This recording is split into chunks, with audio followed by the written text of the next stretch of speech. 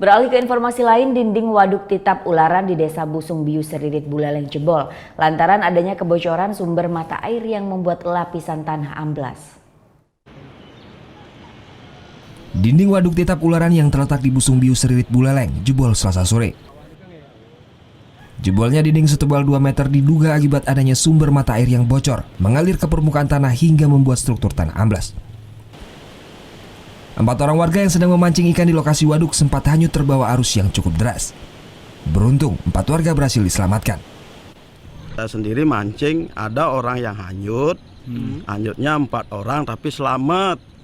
Nggak ada bencana, nggak gini, dia nggak luka ndak, tapi selamat tertolong, langsung pulang gitu. Posisinya pas mancing itu dia di mana dia posisinya? Posisinya di bawah karena jebolnya dinding itu kan otomatis air itu yang menghanyutkan dia gitu.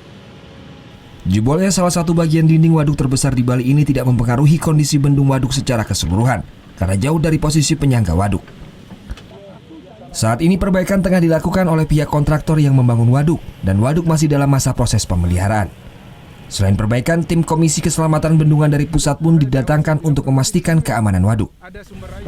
Yang jebol itu adalah dinding penahan tanah kolam olak dari spillway. Di dalam tubuh bendungan ini sudah ditanami beberapa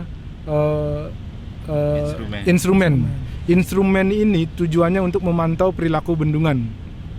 Apabila terjadi sesuatu, akan terlihat langsung di instrumen. Nah, sampai saat ini dari instrumen-instrumen yang ada itu tidak ada pembacaan yang abnormal. Jadi semuanya dalam keadaan normal. Waduk Titap Ularan merupakan satu-satunya waduk buatan terbesar di Pulau Bali. Fungsi dari waduk ini selain untuk pengairan sawah juga sebagai sumber pasokan air bersih bagi masyarakat Buleleng. Pembangunan mega proyek ini menelan dana hampir 500 miliar rupiah. Putu Wijana melaporkan untuk NET. Udah selesai kan nontonnya? Nah, jadi jangan lupa buat like, komen, dan subscribe ya.